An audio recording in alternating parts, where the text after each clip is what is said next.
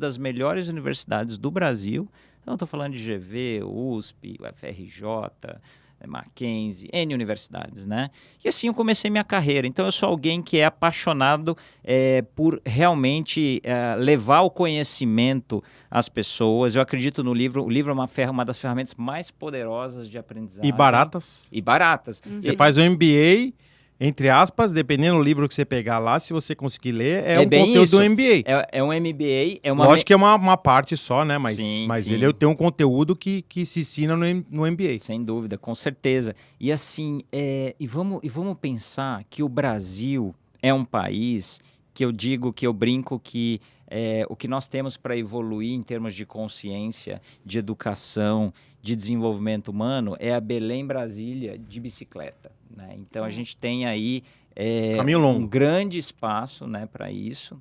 E, aliás, a gente tem muito que aprender com o mercado americano em termos de livros. Para vocês terem uma ideia, os americanos têm um hábito de leitura per capita que chega a ser de 3 a 4 vezes maior que o hábito de leitura, o número de livros lidos anualmente pelos brasileiros. Ah, tá? Não sabia que tinha essa diferença. Caramba. É uma loucura. Para vocês terem uma ideia, olha outro dado curioso. Uma única empresa aqui nos Estados Unidos, chamado Grupo Prentice Hall, que é um dos maiores grupos mundiais de conteúdo técnico, científico, enfim, ele tem uma receita anual que é maior que todas as editoras brasileiras, que o mercado editorial brasileiro inteiro.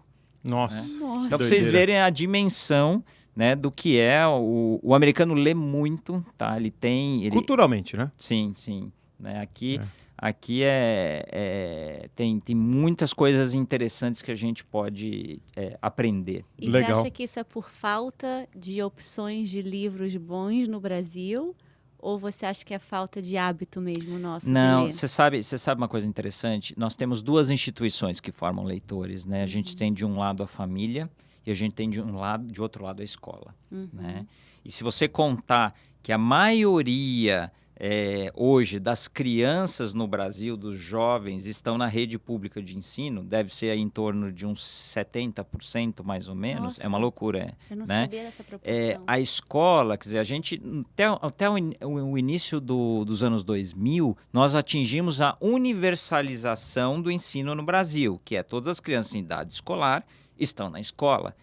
Mas a gente tem um desafio que é secular, né, de muitas décadas, né, assim, melhorar a qualidade do ensino na rede pública, né? E assim, os próprios professores, muitos não têm hábito de leitura. Então, como pode a escola não tem cumprido o seu papel e o brasileiro, por sua vez, a família também, em muitos casos, não tem isso. Eu me lembro de situações de eu visitar universidades, fui lá conversar com estudantes, né? A gente teve uma época que a gente combatia muito a pirataria do livro universitário, porque se tirava o xerox, né? As famosas pastas no xerox, né? E aí, assim, conversando com o estudante, falei, mas por que você tira xerox, né? Aí, estou falando de estudante de escola de altíssimo nível particular em São Paulo, assim, de uma origem familiar. Mais barato elevado. comprar o livro, às vezes, né? Que ele gastava com xerox. Não, aí o sujeito, você perguntava, escuta, eu compro eu tiro o xerox, sabe por quê? Porque, assim, o livro é muito caro. Então, mas se você pensar na época, vamos pegar hoje, o preço médio de um livro, 80, 100 reais, né? E aí você perguntava para o sujeito o seguinte, jovem, bem informado, você falou, olha, escuta, você tem namorada? Ah, tenho. O que vocês fazem num típico programa de fim de semana? Ah, a gente vai lá no shopping, aí a gente vai comer no América, aí a gente vai ao cinema e tal. Cara de classe média alta, né? Quanto que você gasta no estacionamento? 25 reais.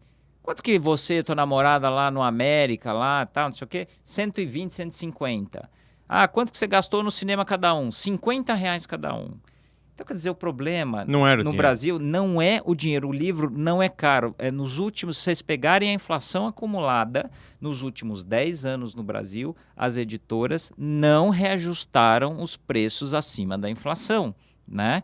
Então, assim, existe uma questão de valor atribuído, né? Que é um negócio muito sério. Quer dizer, na escala de prioridade de um jovem típico, primeiro eu quero comprar meu carro, eu quero viajar para o exterior, eu quero consumir as minhas roupas das marcas tais, eu quero beber cerveja 3 a 5 vezes por semana com os meus amigos. Veja, eu adoro fazer tudo isso.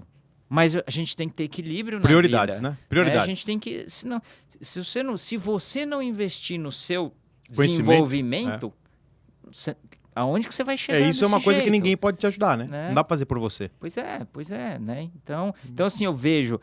mas deixa eu falar uma coisa super otimista para vocês. Eu estou pintando esse cenário aqui, mas nós estamos passando no Brasil por eu diria assim, a transição, a mudança ela é lenta, mas está acontecendo, se a gente pegar os dados dos últimos 30 anos da pesquisa de hábito de leitura, nós estamos tendo um crescimento lento, porém consistente, tá certo? Ótimo. Né? E a internet tem ajudado muito nesse processo, a disseminação da internet que a gente vê, principalmente com a chegada da banda larga no Brasil, que a gente coloca efetivamente de uns 5 a 7 anos para cá, tem estimulado muito as pessoas, adultos que não tinham hábito de leitura, que começam a ler textos curtos online e fazem uma migração para o livro. Eu comparo com a indústria de vinho, né? O sujeito que gosta de... quem está conhecendo o mundo do vinho, começa lá tomando um vinho mais simples, vai lá no caso do Brasil, né? Começa tomando lá um vinho chileno, um argentino, um vinho de supermercado, né? E o sujeito, opa, não sei o quê, e aí com o tempo ele vai se sofisticando. Ele vai, opa, tem um vinho português, nossa, que legal, mas tem esse italiano, mas tem esse francês, então ele vai fazendo a escadinha. Quando a pessoa começa a ler, existe uma forte tendência dela querer, se ela percebe como é gostoso Aprender, né? aprender, ter essa absorção do conhecimento. E ela vai sofisticando, ela vai buscando textos mais sofisticados, ela vai, em vez de ler uma página só, um texto curto, ela quer ler 5 páginas, e assim a coisa vai formando, sabe? Então Interessante. Eu tenho algumas perguntas Sim. aqui.